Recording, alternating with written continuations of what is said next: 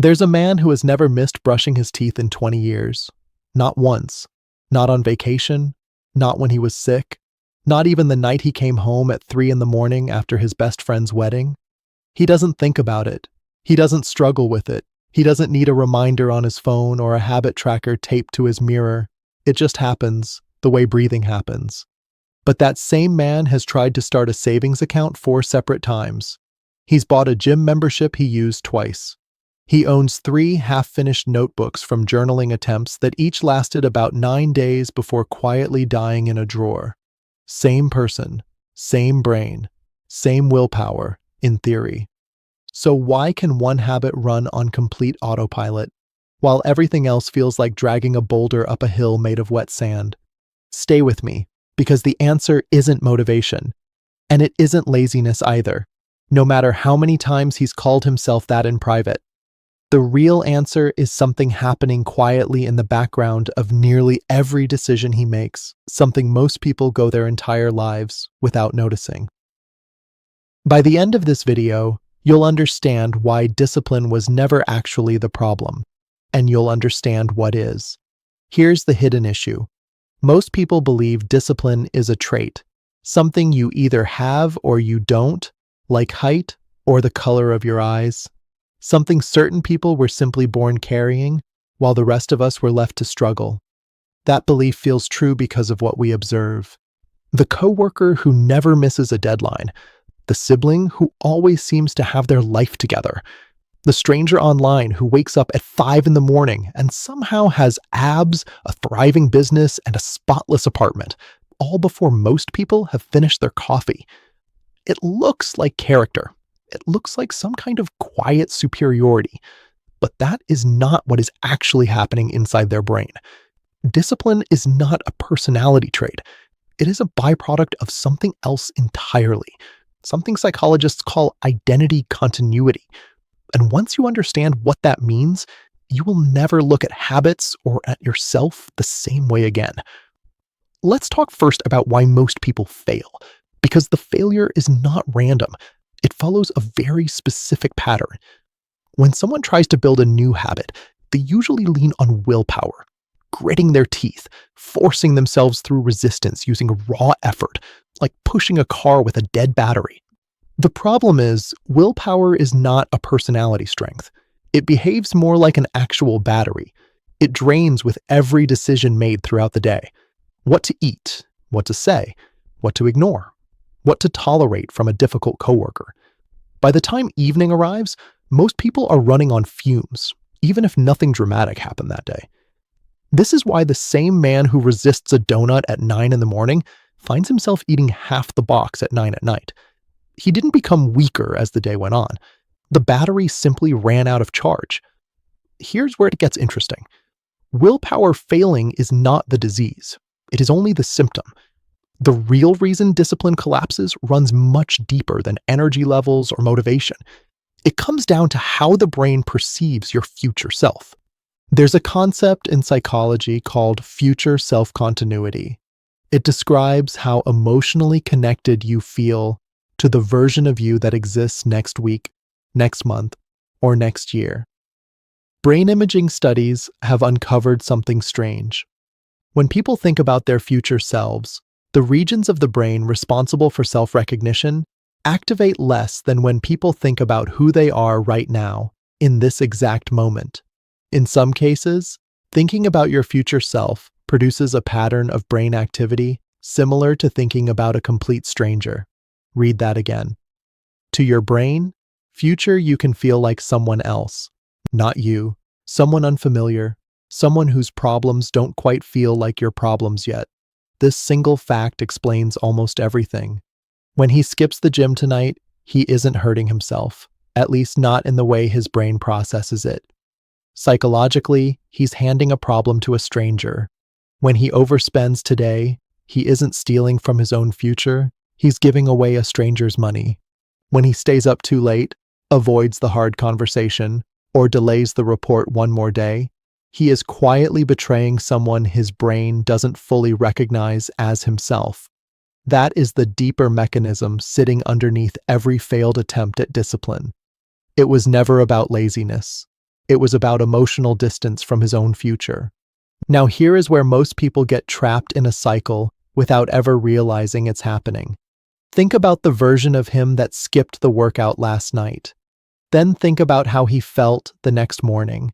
A little guilty, a little disappointed in himself, though he couldn't quite explain why it stung.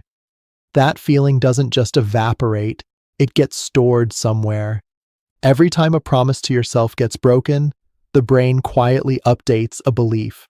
I am someone who doesn't follow through.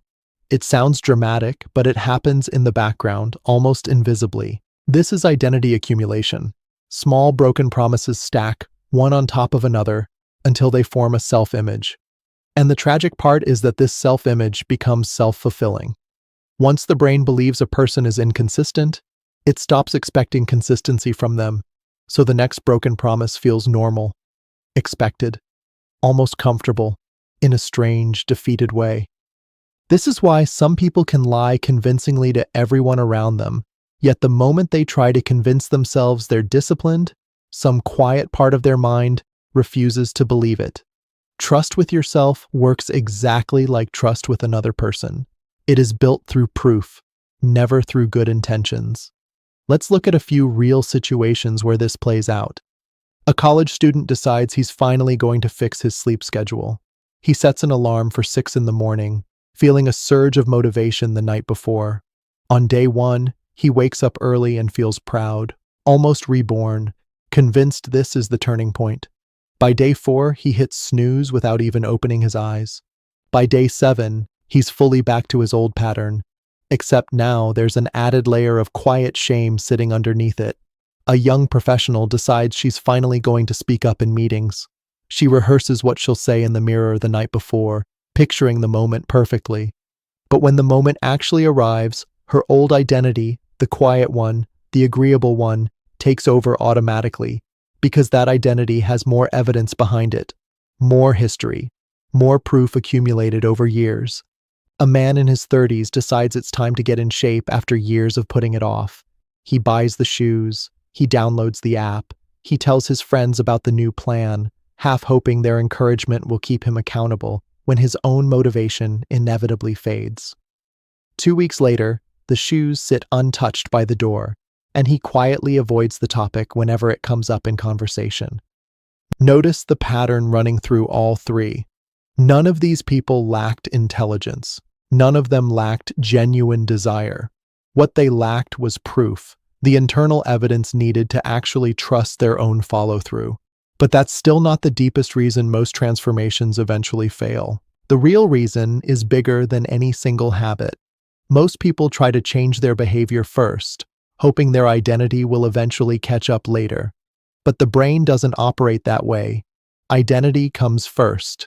Behavior follows identity, not the other way around. This is the mindset shift that changes everything. Instead of asking, "How do I force myself to do this?"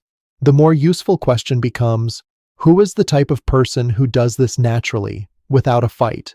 Someone who exercises consistently, doesn't wake up each day negotiating with themselves about whether today is the day. To them, skipping a workout would feel wrong, almost out of character. It isn't effort. It's identity simply expressing itself. The same way brushing your teeth expresses an identity that was built decades ago without anyone noticing it happen. This is why building discipline isn't really about adding more rules or more willpower. It's about closing the emotional distance between who you are now and who your future self actually is, one honored promise at a time. So how does this actually work in practice? It starts absurdly small. Instead of trying to build discipline through massive, dramatic changes, you build it through tiny promises that are almost impossible to break. Not, "I will work out for an hour every single day." Instead, something closer to, "I will put on my shoes and walk outside for 2 minutes." It sounds too small to matter, almost embarrassingly so. But the size of the promise was never the point. The point is that it gets kept. Every kept promise, no matter how small, becomes evidence, and evidence slowly rebuilds trust. Trust rebuilds identity, and identity is what eventually makes discipline feel effortless instead of exhausting. the same way it feels effortless to brush your teeth after 20 years of never missing a single night. There's also a practical trick involving environment. Since willpower behaves like a limited resource, the smartest move isn't fighting temptation head-on, it's removing the need to fight in the first place.